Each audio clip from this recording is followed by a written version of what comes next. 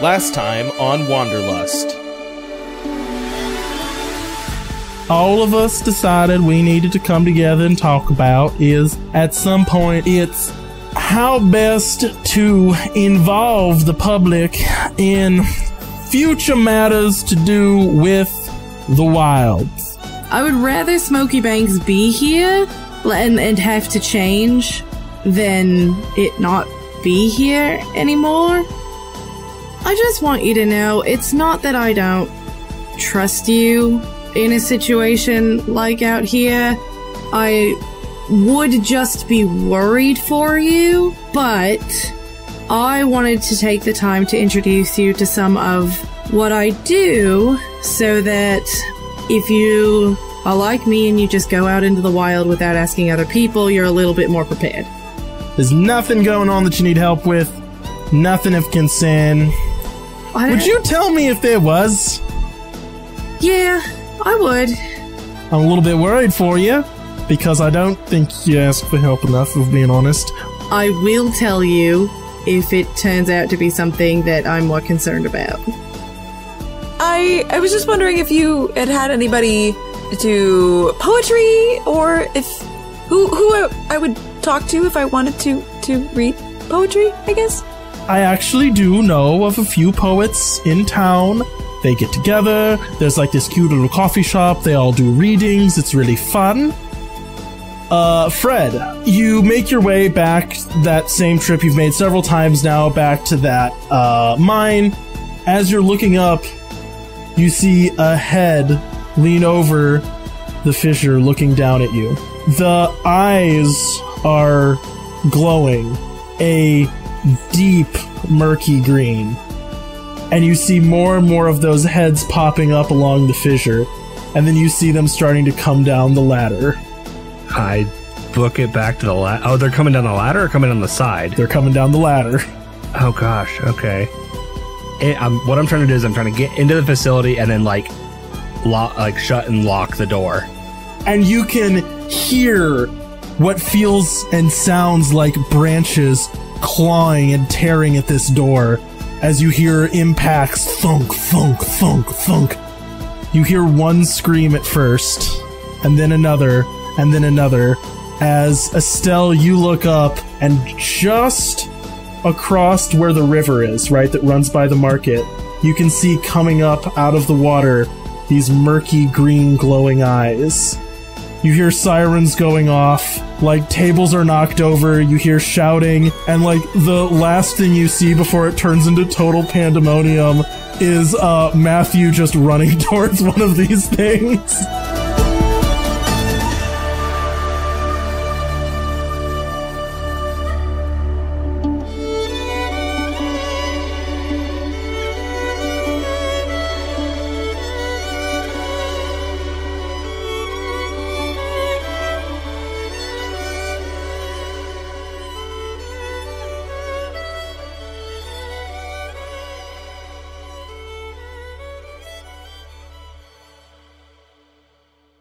Deep in that mining facility that you guys found in that ravine, Fred is quickly trying to craft himself a hammer out of the new metal that he has been making.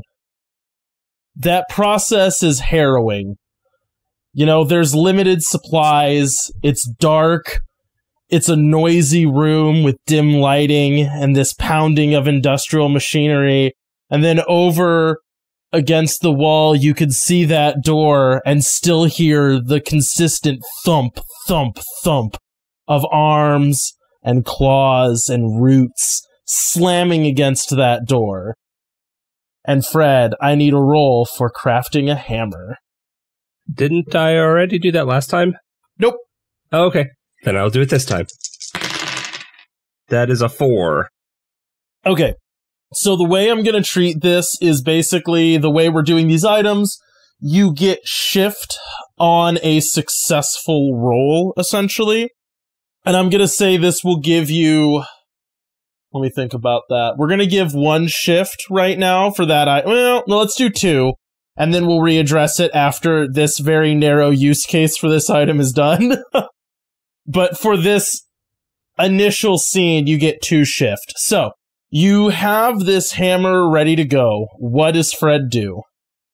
How is the battery on the little drone looking? The one that's holding the door shut for me? Oh, yeah. Dwindling but not gone. You could probably wait minutes up to an hour, maybe, but it is going to die eventually, and it's going to be not days. Right. Because it's having to work to keep this door shut. You know what I mean? It's, you know, like if you imagine an electric motor and you're basically running stall current through it all the time. So not only is that heating it up, it's burning the battery almost immediately. Gosh, I don't know what to do. I think Fred would just wait. I think he would just kind of wait and let them come to him. Like holding your action, basically? Basically, yeah. Just kind of wait for the baddies to come after him. Okay. He doesn't have Autumn to protect him out right now. So Fred sits there and waits. Tell me about this hammer that you've made as you kind of are, you know, maybe sitting on the floor, leaning against a wall, anxiously playing with this thing. What does it look like? So it is, it is very basic. It is just like he got it to. I almost think he didn't even have to like forge the shape of the hammer. It almost looks like he just drove a hole through the ingot and then mounted it on a stick. Okay. Like he got it secured so that it's a hammer, but it just looks like an ingot on a handle. Gotcha. So this is kind of a horrible experience, right? You are sitting in this dark room alone, waiting basically to die with a poorly made hammer well beyond the help of your friends. And like I said, this thing was going to last minutes to an hour. So at the bare minimum, you're talking 30 minutes. This drone, you can see it shoving against the door, and you can see like the display flickering and growing dimmer. You can't exactly read the text on it. It's still a little confusing, but it's a countdown, and you can make some guesses at how any numeric system works. That, you know, a digit fills and then overfills and fills and overfills, and that's counting backwards, right? As you're seeing the amount of charge this thing has left dwindling, right? And you have a long wait, sitting in the dark alone. What is Fred feeling in this moment as he can hear and feel and see the door starting to buckle and give, can see the drone starting to lose power, can smell that burning electronics? I mean, I would say he's scared shitless, basically. Every other time he's been in the wilds, he's been around people that can help. And right now, like, he's also kind of thinking that if I were to die out here, nobody would know. So he's kind of terrified. What's one thing Fred wishes he could change right now? Not necessarily like, I wish I wasn't here, you know, because that, but like, high level, is there like a regret, a thing that's like running through Fred's head? Like, why am I this? Why do I do this? Does that make sense? Right. You mean that question you sent me in Discord that I had a not good answer to? Kind of. Not exactly. I'll level with you. I was not necessarily expecting this exact situation. So we're rolling with what we got for character growth moments. Do you know when you've done something stupid and it's not like just wishing, I wish I hadn't done that specific thing. It's like, there's a thing about me now that I'm unhappy with. It's that. What's that in Fred's mind right now? Okay. I kind of like this. Right at this moment, he's wishing he wasn't forced to leave the city. That he hadn't been forced to come all the way out here and be putting himself in this kind of danger. Oh, he like regrets coming to Smokey Banks? Not specifically coming to Smokey Banks, but he regrets some of the decisions that he made that led up to him having to flee where he came from. The city. Okay. The symbiote. That's the thought you're chewing over when a little bit sooner than you expected, there's a mechanical crunching noise. You look over at the drone and you can see one of its wheels or one of its motors buckles, and that burning electronic smell fills the room as you just see smoke pouring out of it, and it sort of drifts lazily to the side as this door starts to push open, and slowly this drone is pushed to the side as arms with twisted claws that seem something in between bone, horn, and wood crushed through the metal. Arms twisted long and distended reach through, and faces that, although somewhat human, are themselves elongated, mouths yawning, and these eyes of this deep rotting green glowing in the darkness as the door just shoves its way slowly open. And you have that thought of like, it's slow, right? Maybe they won't make it. Maybe they won't be able to push through. As inch by inch you see this door creak open until finally one takes one step through, and you're like, nope, it's happening. What does Fred do? Does it immediately charge him? This is shuffle zombie territory. You know, they're not fast. Okay. But they're in the room. You know, this thing's dragging its way towards you. There's a stink of rot. You can see sappy, like, long, tendrily saliva pouring out of its yawned open, gaping mouth as this thing drags its way towards you, more behind it, more sets of those glowing eyes, distended mouths, and odd limbs shuffling into the room slowly with you. I think the first thing Fred would do is he's gonna call out to him, like, hey, I don't want to have to fight you, but I will if I have to. You can't just leave and I won't attack. But there is no response. Okay, yeah, Fred will attack. All right. This is Hugo, right? Is this one specifically Hugo, or is this one of the other ones? You can roll me notice of some sort before you roll an attack. Okay. Oh gosh. Okay, that is a 5. I rolled +4 on the dice. You can see Hugo in the back of the crowd. He's not the first one that pushed through, but he's there. Okay. Yeah, I think Fred's gonna attack the ones coming at him.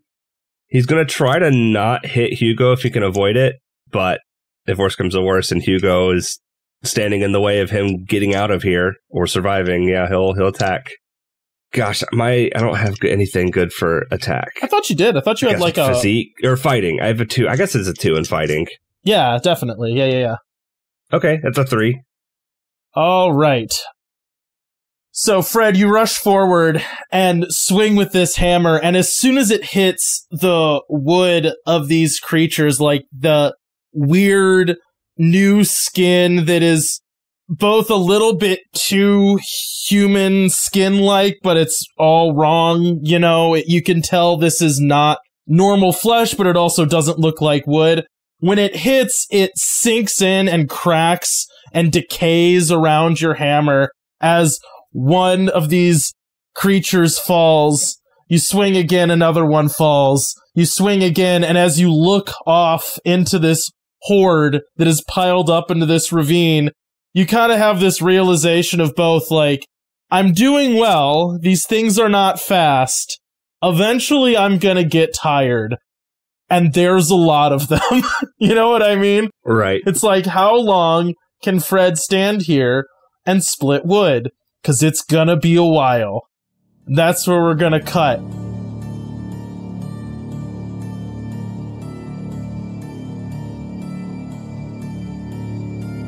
We go back to town. Estelle, you were kind of front and center on what happened in town. This was a normal evening that you were having. I think, were you sitting there with, who were you? I can't remember. Were you with somebody, Estelle? I think you said I was just having dinner with my parents. Right. So you're having dinner with your parents. It's a normal evening. And then all of a sudden, screaming, you see someone get slashed by claws. Town goes into pandemonium. And you see Matthew running towards, you know, these creatures that have drugged themselves up out of the river into the market. What does Estelle do? Okay. So first I actually have 2 questions for you.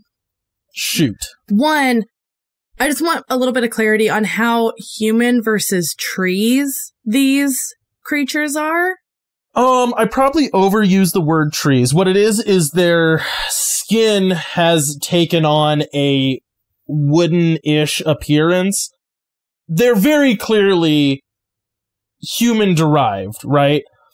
Their mouths are far too large, extended, these kind of like exaggerated, stretched out, yawning mouths.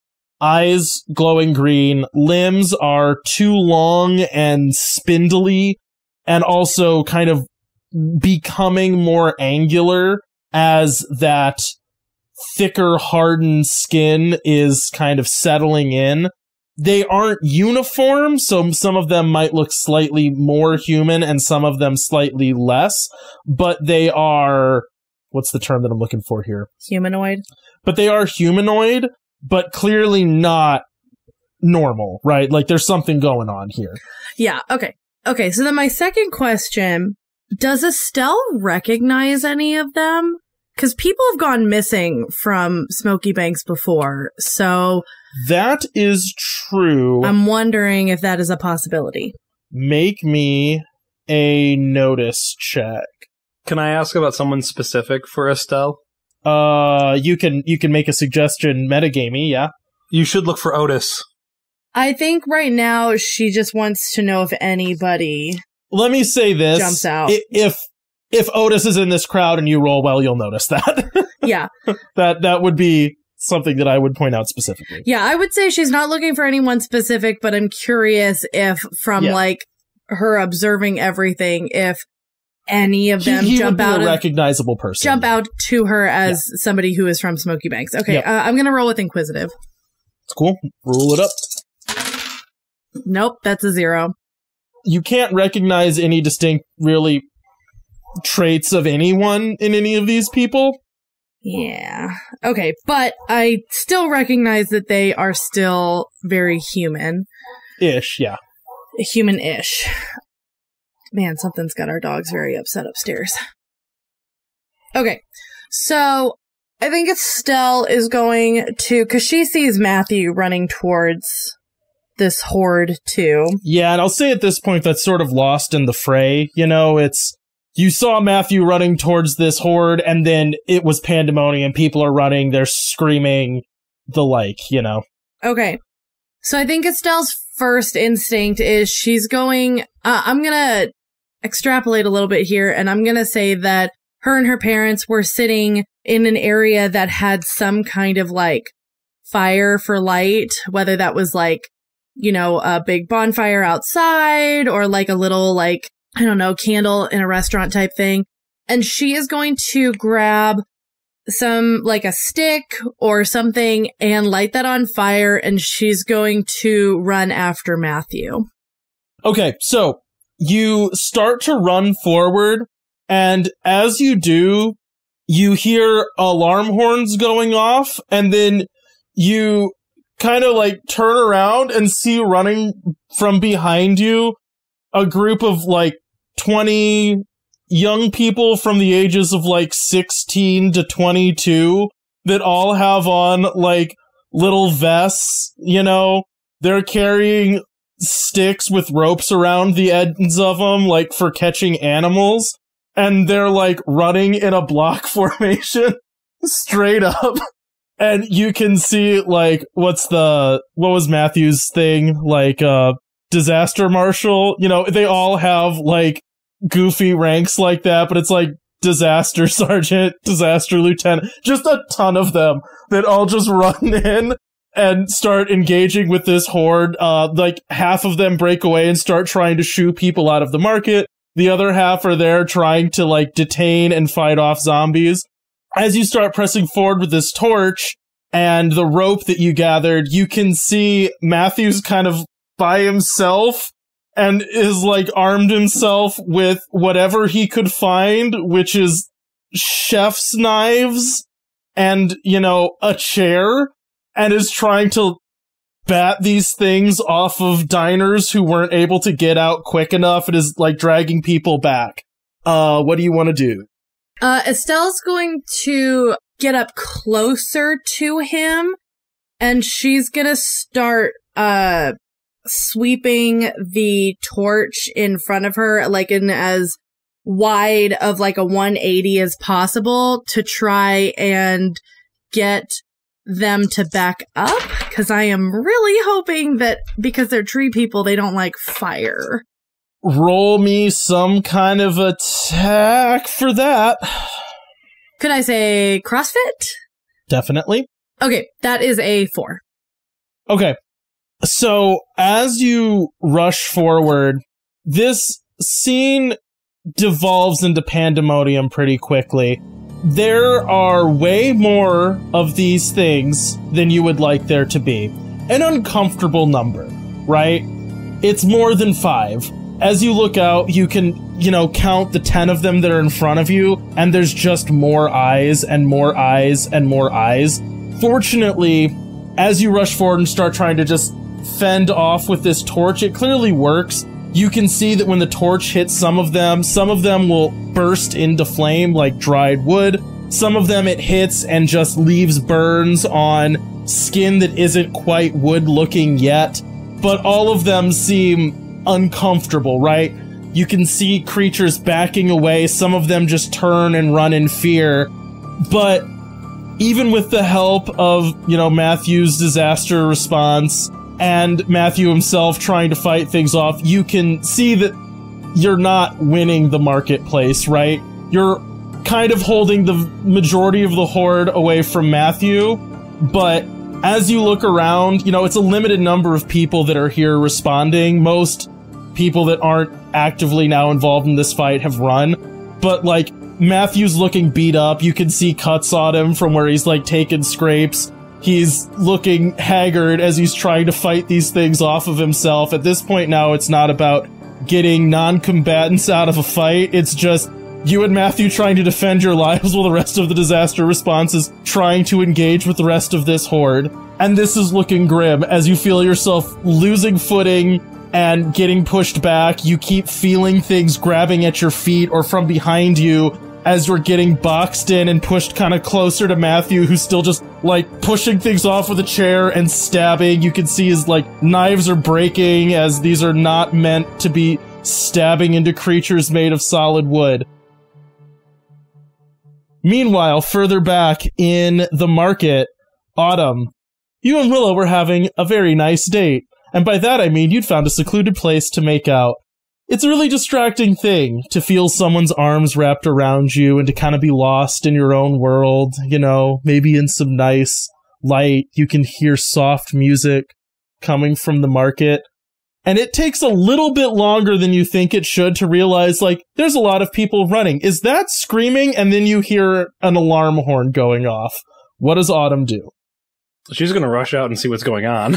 Okay, so you rush out, and I'll say that you're sort of further away from the river than Estelle was, and right now, basically, you just see a horde of people running towards you, right? This is just all of the citizens of Smokey Banks running away from the river. Well, she'll loudly say, Teddy, what's going on?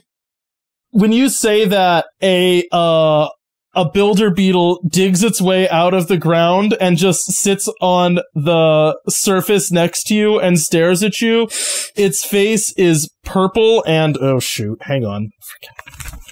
Gotta go back to looking up my frickin'... Gotta get my bug dictionary out. Yeah, but you told me this was coming, so this is only my fault, so... Yeah, so its face is purple and it's making a descending melody as it stares up at you. What does descending melodies mean? It means a statement, and purple means hostile. Okay. Yeah, I remember the colors more so. And I'm sure Autumn, kind of has the basics. Yeah, downward gliss is an answer. Not a question. All right, so it looks like fighting. Can you use builder beetles to restrain whatever's attacking? She says loudly to the air again. The builder beetle is still just staring at you. Its face purple, playing descending notes, because Teti is not here, and that's all builder beetles can do. Do I know the notes to, make a builder beetle explode? You can make a roll. You can certainly try. Cool. I'm gonna grab the builder beetle and run the direction the people are running from.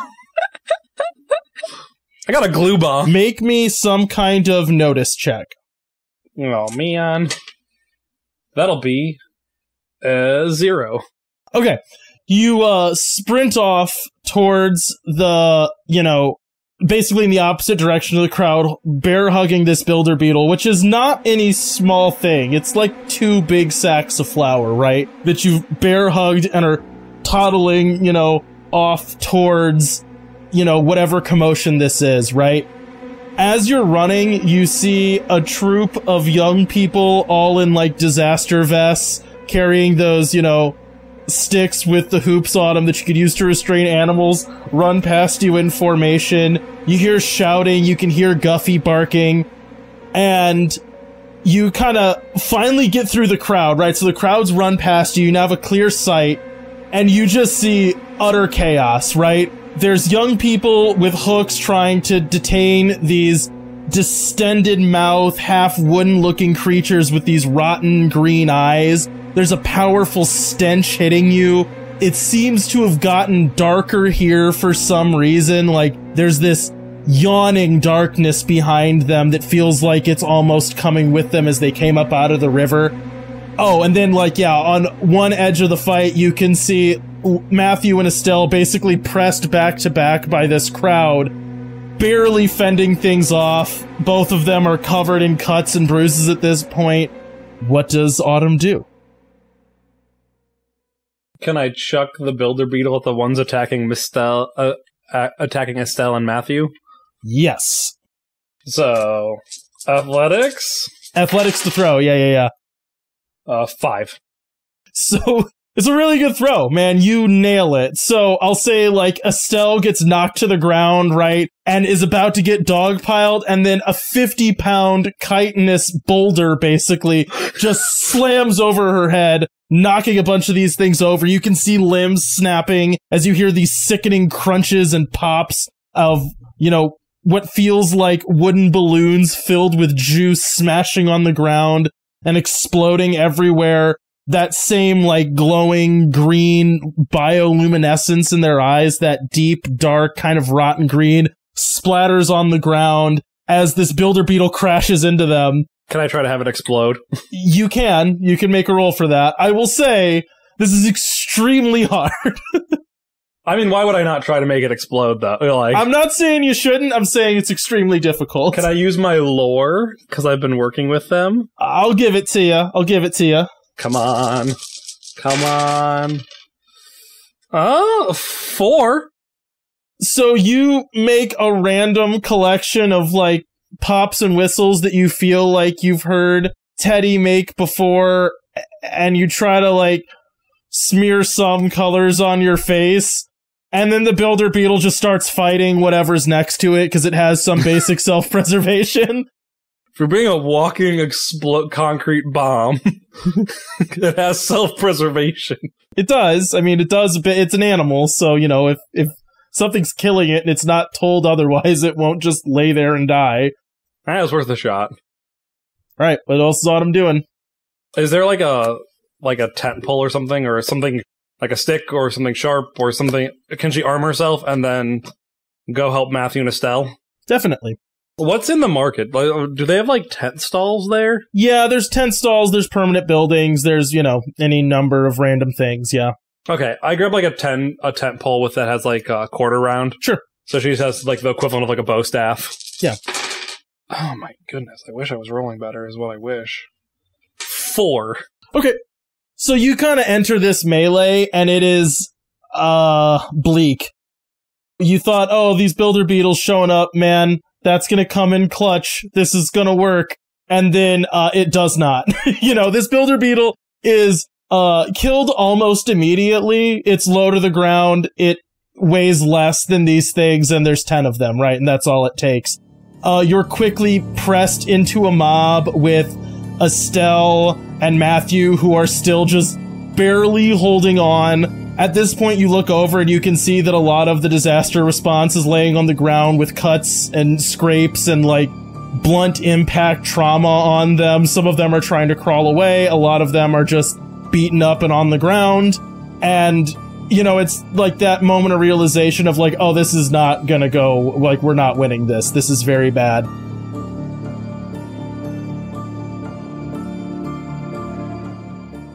Meanwhile, over at the lighthouse, Juliet, you've just been given a giant stack of poetry by a weird old man, and you hear screams and alarms from the marketplace. What do? I rush to the window. That I assume that there's like obviously like a big lookout over the ocean because it's a lighthouse, but that there is also a lookout towards the town and the wilds, like the other direction. So I rush to that. Yeah, so if you're maybe halfway up, there'd be windows, or you could go all the way to the top, you know, whatever. Let's say you have a good vantage point. So you look out over the town, and you can see this odd darkness creeping over the river, and spots of green light way far down. You can see people running from it. You can hear screaming. You know, nothing in exact detail, but, you know, you can see, like, fighting happening down there, right? People are tiny, but, you know, you could see people clashing far down as these weird things start pouring out of the water over the marketplace. Okay. Juliet is going to rush back to Ruben. Because I had like started going down, right? Yeah. So she's going to rush back up to him and like rush back through the door and say, Ruben, there's an emergency down there. What sort of lenses or mirrors do you have here? Ruben kind of like scratches his chin and goes, well, come with me and I'll show you what I have. And he like goes down into a basement under this place and starts digging through trunks of, and I mean, this place is a pack rat's nightmare, right? It is horrifying, right? It is just wall-to-wall random junk. And all of it is caked in dust. It's random tools, it's documents, papers, everything. He goes, you know, back in my days, I did used to have an interest in reflecting lunar light, and I had this kit of lenses and concentrators that you could use for, you know, lunar defense as we did in days of old. And I always thought you should never throw anything away. So, and he gives you like this trunk of these like dusty old mirrors and lenses and stuff that he just kind of had laying around because he's a pack rat and has everything. All right, this will do just great. Help me carry it up the stairs. You know, he grabs one end and puts a cigarette in his mouth, lifts it up, and starts kind of trotting after you as you make your way up. Yeah, so we get to the top, and she's just gonna start unpacking things with an idea of, like, trying to set up, like, their previous light defense systems, like, with lasers, since that is what the eco herbs used to use when there was like when more offensive skirmishes and stuff. Yeah, skirmishes were happening. So she's just gonna try to put something together and shine it out the window that's facing. Roll me some kind of check for that. Well, I have mathematics. I'll take it. What a very practical skill for what you're about to do. Yeah, I mean, I don't think I've ever rolled it before, so that's a 1. Like, total, that's a 1? Yeah. All right. You got it. A for effort.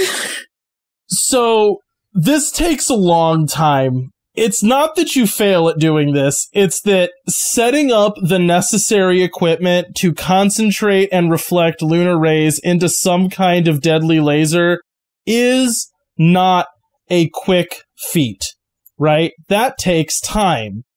And in so doing, you have this horrible feeling of this has taken too long, right? As you're putting this together, you know, way down in Smokey Banks, a melee does not take that long. It doesn't take tens of minutes for it kind of to be decided one way or the other. And you just have to keep focusing as the clock's running in your brain, and you kind of know, like, this is another hurt person. This is another dead person. This is another part of my home destroyed. This is a failure. Until you finally, like, get it, crack the lens, and start, like, tracing these lunar rays back and forth across the bank of the river. way far back down, in Smokey Banks, this fight goes on a long time, and it's pretty grim. Would one say tens of minutes? Yeah, which is a long time to be body to body fighting creatures made of wood. No one looks good after this. Autumn, you have obvious, like, cuts, bruises. You're like, I definitely have some broken ribs. You know, you're bleeding from slashes across all over your body. None of them deep enough to necessarily be lethal. Guffy is, like, favoring a paw and whining as he's still just trying to, like, keep these things away from Estelle and Matthew. Matthew's probably faring the best just simply because he is younger and able to kind of bounce back. But even he's, like, limping, has obvious cuts and bruises. Estelle, you can barely stand. Just the effort of still remaining upright after this is pretty brutal. And right when whatever weapons you guys grabbed broke, you're like, we're done. Like, that's it. We're now just shoving these things away. A opalescent white beam cuts across the bank. Not necessarily really close to you, but far enough to, like, draw a boundary where there aren't things getting through anymore as this, like, blinding white light starts bouncing back and forth from the lighthouse. And you can now see an end to the horde as you're just now managing to, like, shove the last few into the laser. And there's, like, a moment of quiet and then a fluttering of wings, and Teti lands next to Autumn. I would like to say that I am sorry. You seem to have been hurt quite a bit in my absence. Yeah. Yeah, we're good.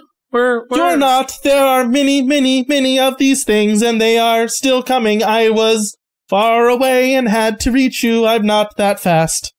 That's fine. I think I'm fine. Ow. You are not. But that will be addressed later. What can I do now? Are there more in the... I think we're good. Are we good? Are they done? Like, do we see any more? No. There's just, like, a line where they're now getting killed, sort of, but that is by no means a permanent solution. The river's full of these things.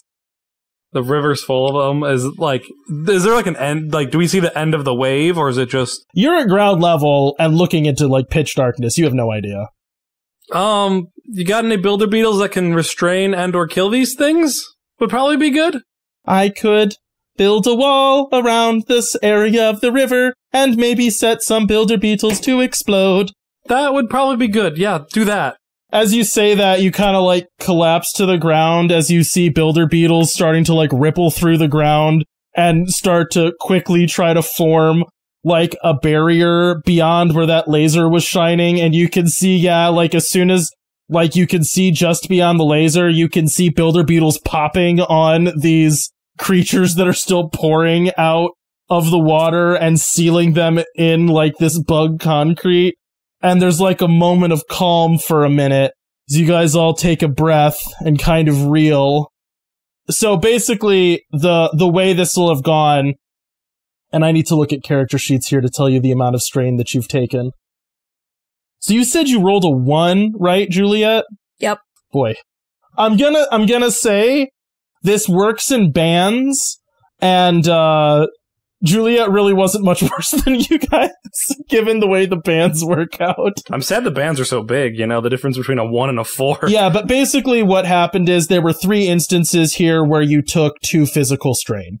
So that would be a total of 6. Ouch. The way this would work out is...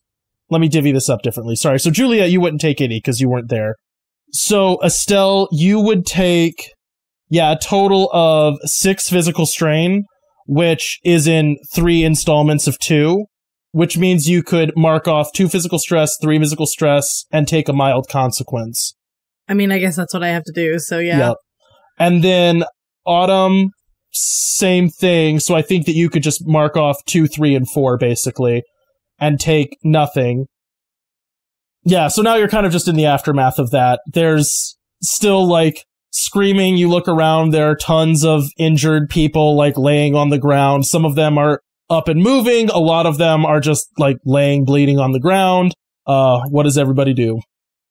Stell reaches over to Matthew, like, reaches over and grabs his shoulder. Are you okay?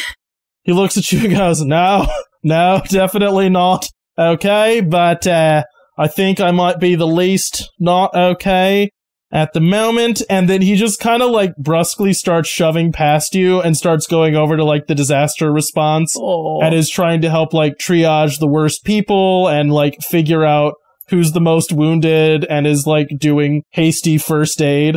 Estelle's gonna join him in that, since she has, even though it's, you know, she has a background with animals, she can do mild triage.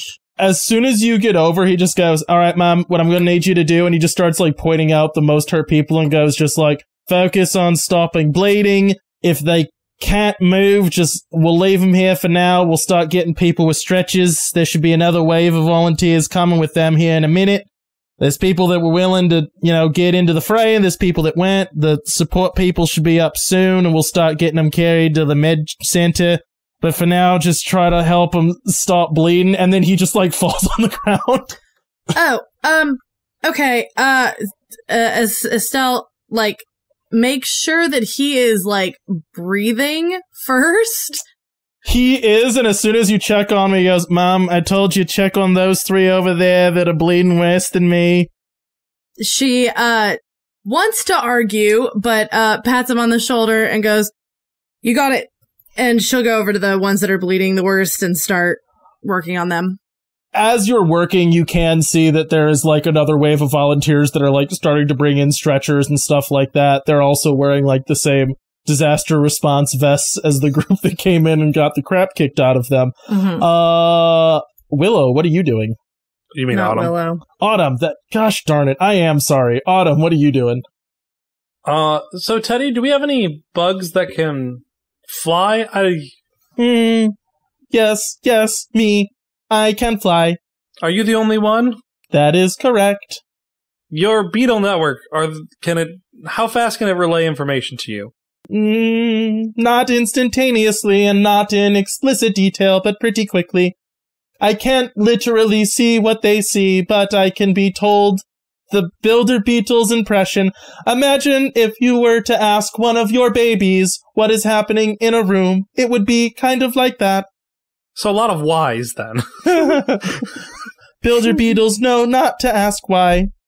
Can they check to see if this is happening anywhere else in the town, or if it's just here?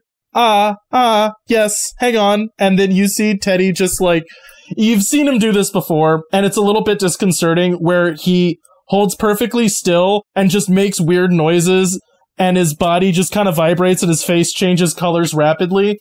And then he looks back at you and goes, yes, this is happening other places as well, but it seems to have been contained. Alright, so we don't need to run off anywhere else. And this wall seems pretty sturdy, I think.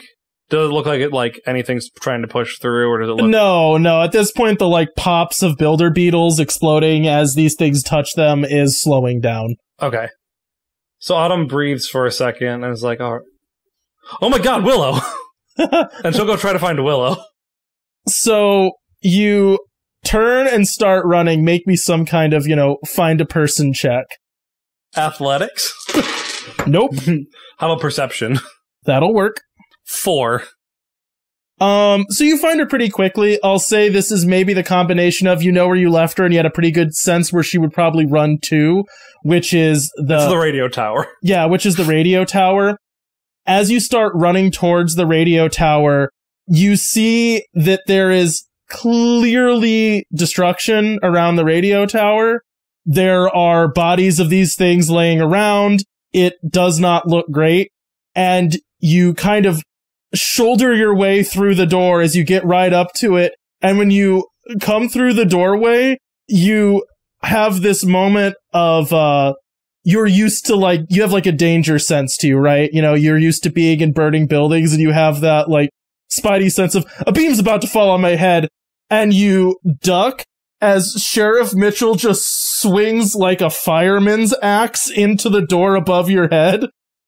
And he just goes, oh, and kind of sits back down. I'm going to take by the fact that you are here that this is over. It's as far as I know. I also, hello? Yeah, hi, how are you? I thought, you say Smokey Banks is known for its hospitality, but I mean, this doesn't feel very hospitable. Talking about the axe, for the record, not the proverbial Blighthound being let out of the bag. Sorry about the axe, but, it's been a rough evening, as you might imagine. She, looks down and, chuckles, yeah. But, no, I don't. What did you say? Oh, right. No, this is not typically how we greet new guests, I guess. And then he just kind of, laughs and sits down and goes, where did you just come from? The market? Oh! And then he kind of laughs and goes, you should probably go talk to Willow then. Yeah, that's why I'm here. And he just, points into, the radio room. Yeah, I'll go there. So when you walk into the radio room, you see, a very frazzled Willow trying to, click on her communication system, and you can, clearly see that there's wires unplugged from it. She has, a 4-finger scratch across her face, and looks like something has hit her in the arm, and she's kind of limping, and she looks up at you and goes, I'm not totally used to getting stood up on dates, but I've never actually been ditched in the middle of just a full crisis situation. That's actually never happened to me. Autumn just goes and hugs her. She hugs you back and goes, I'm going to assume that you ran straight towards the danger, and then you yourself probably also got pretty badly hurt. I might have broken a rib. This hug actually really hurts, but I think it's worth it still. She kind of pushes you back and goes, all right, let me look at you. What happened? Well, these weird tree zombie things were coming out of the river? Yeah, they were pouring across the gardens too when I ran my way over here. That's on the opposite side of town. Mm-hmm. There was a lot of these. Says Juliet's voice from the back of Autumn's head. Juliet really just hit the jackpot of being at the only place they weren't, apparently. Very tall structure, an isolated one, yeah. It's good because she's squishy. But, yeah, Teddy said there were a lot of events? Yeah, I was trying to make an announcement, and I think I kind of got freaked out, and they were very grabby, and then Mitchell showed up, and he started axing them like crazy, and then we came here, and he started barricading doors, and I ran in here, and then you showed up, and did he try to cut your head off? It was pretty close, yeah. Well, I'll say you deserved that, and then I'm going to forgive you for leaving me in the middle of a horrible crisis. In my defense, I didn't think it was everywhere. She grabs your face and goes, what is the point of dating you if I do not have my own personal bodyguard? My good looks? And you seem to like the kissing before I ran off. That's good. I need 100% of the autumn package, right? Good kissing, good bodyguard. I don't like getting into fights. It's really absolutely not my thing. You seem to love it, because you also seem way too cheerful. It's like one of my books. She just kind of lets go of your face and goes, I'm not in a book! And then plugs in the intercom and hits it and starts making announcements about if you're wounded, where to go, stuff like that. Autumn does that thing where you lean back, you're like, oh, there's a wall here, and there's not a wall there, and just falls to the ground. you see Willow kind of look over the thing. She just sticks one's arm up with a thumbs up. Hits thing. If you're wounded, please report to the medical center where you can find treatment. If you cannot get yourself there, yell for help. And she looks over at you. All right. And just keeps making announcements. All right. Is there anything else that anyone wants to do? What's Juliet doing? Can I try to roll better for killing zombies? Nope. That ship sailed. So is it like done? Or is there still waves coming? I mean, you're not in immediate danger anymore. Okay. I guess like she would keep doing it as long as there were things coming out of the river. Okay. If there's no longer things coming out of the river, then I don't know where she would go.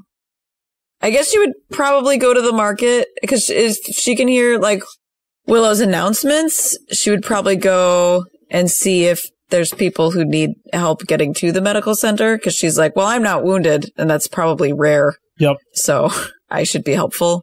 Okay, so you head down. I mean, you see the scene that I've already described. I don't think I need to re-describe it again. Yeah. There is a really putrid smell of decay in the whole town at this point.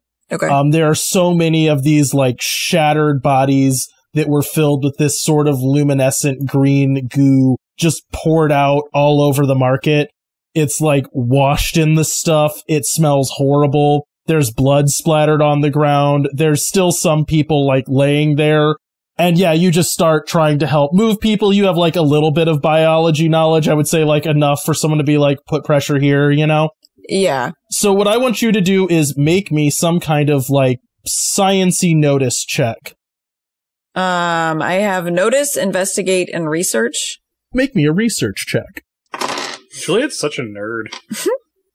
2. Okay, you're going to make a choice right now, right? This is a choice. This is a choice about Juliet. Okay. So you're in like this medical tent at this point that's been set up. Basically what you're doing right now is trying to help stabilize one of the worst wounded people. So it wasn't one of the volunteers that came to try to help fight off the zombies. It also wasn't one of the volunteers that came to carry people away. It was just someone who was like sitting closest to the river and basically got dogpiled. Okay. And it was like the first one that Matthew drug out before he, got into the fight, right? Yeah. As you're like trying to bandage wounds, because at this point, like blood loss is the biggest issue and making sure that they don't have like serious internal damage, you're like wrapping bandages around these big tears in their skin that are like pretty deep and pretty grisly. You can see where like they've just been stomped, there's broken bones. And as you're wrapping like or changing out one of their dressings, you notice that right around the edge of one of the cuts is like the flesh is starting to like harden a little bit. And you have like a moment of curiosity, and you can kind of choose now to continue investigating and expose yourself to danger. You'll learn some stuff, or you can like back away and think about what this might mean. I think she would think that's weird and she would poke at it. So you start poking at this, right? And as you do, that smell of rot intensifies strongly, right? And you start feeling lightheaded as you look deep into this cut and you see that flesh starting to change, starting to turn this weird kind of brownish color. It kind of like draws you in, right? There's this horrible scent. And when you stare at something, you almost feel like you're zooming in on it, right? Like you're seeing smaller and smaller details of this fine tear in this skin. And you can see right on the edge where it's turning into something else. And you just keep looking deeper and you feel this like buzzing in your ears. And you have that again, that powerful stench. And you feel like you're back in the forest again. It's hard to tell where you are as you're just drawn deeper and deeper. And then an arm reaches up and grabs you by your wrist and you feel nails biting into your skin as this person that you're looking at, their eyes pop open, this luminous green color, and they just start screaming as you wrench yourself backwards and take, one strain as you feel this scratch on your arm as this person just starts screaming and like convulsing in front of you as that woody kind of change to their skin starts to spread over that wound that you were trying to dress. Okay. Are they like thrashing? Yeah. Okay. She's gonna try to restrain them. I don't know if there's like gurney straps or something like that that she could use for that.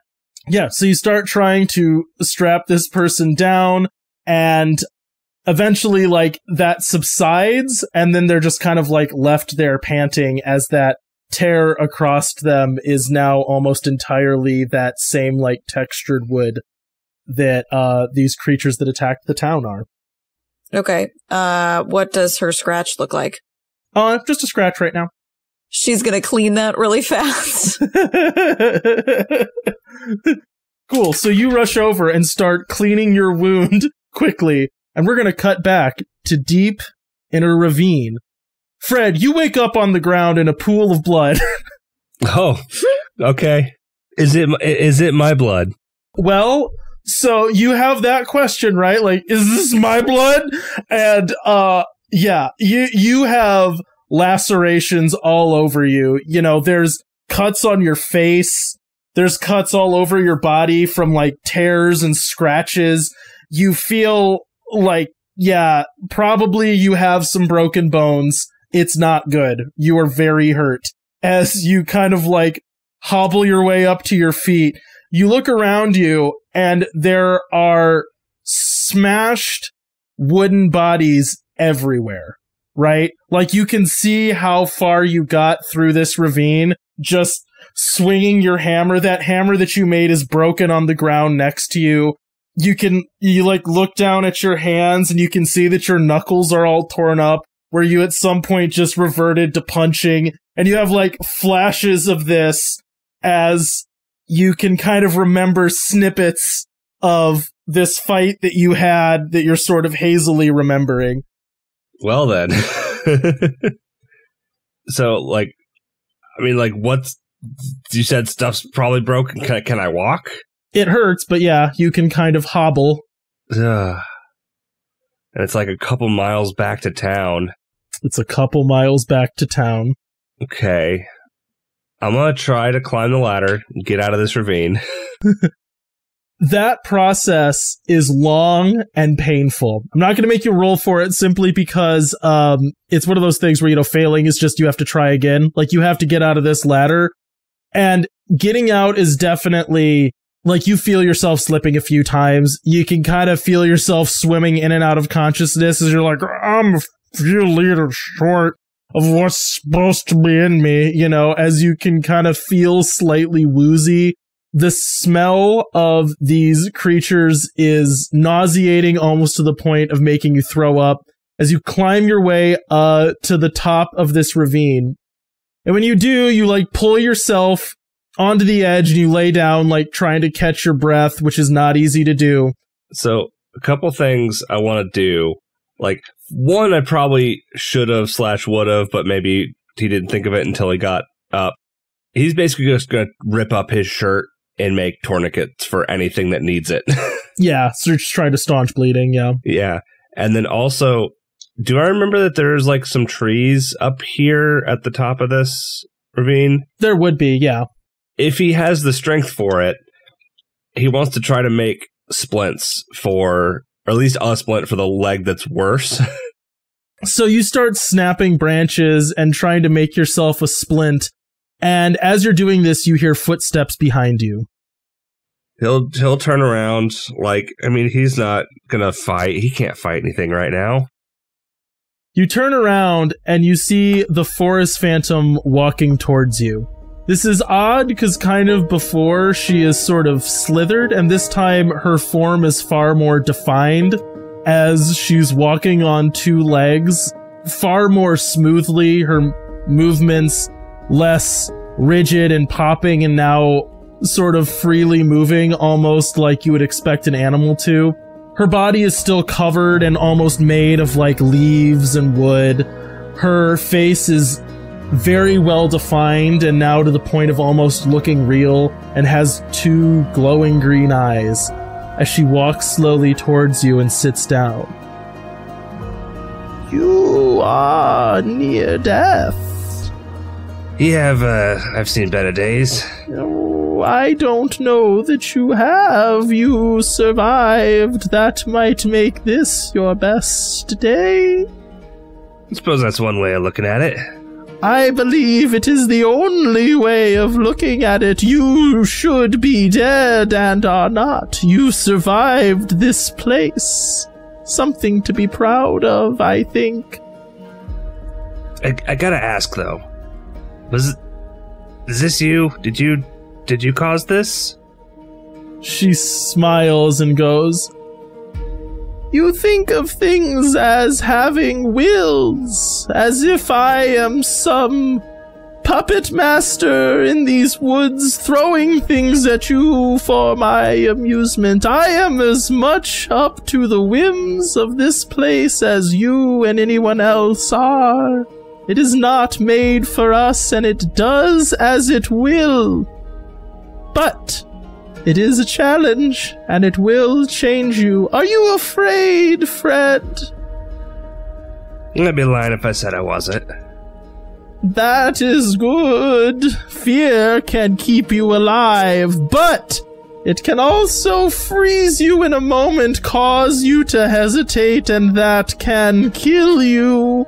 It can make you run, or it can make you fight.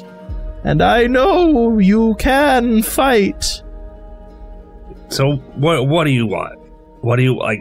I live here. I am of this place, and you are not. But the longer you spend here, eventually you will be. It changes you. Not into me, necessarily, but we will grow more similar. I live here. I don't send death. I don't send predators on prey, but I watch. And I grow, and I change, and you will have to too, or you will die, or become something else. You can either choose to, grow with the wilds, or you can try to hide from the fact that you are changing, but at some point it will become inevitable. What do I want, I think was your question. I merely watch. I find it amusing. That seems cruel maybe to you, but understand, on a large enough scale, what you represent is a change to this place as much as it is a change to you. And those changes are beautiful, and they can be horrifying, but they are intoxicating. I'm sorry, I think I might have zoned out there. See, I'm kind of bleeding out in lots of places. It kind of gets a little laugh because it was a long-winded speech. She smiles and goes, you will bleed more. That's not ominous. It should be. This place makes us bleed. It is not friendly. It is not easy. It will kill you if you are not careful, but you can fight. As she smiles, you see that she kind of like leans away from you and turns around and starts to walk away. Well, one more question before you go. Were you more like me, like us? Were you human once? Or whatever we call ourselves? She smiles and goes, I have never called myself human, but I've also never called you human. And she disappears into the forest.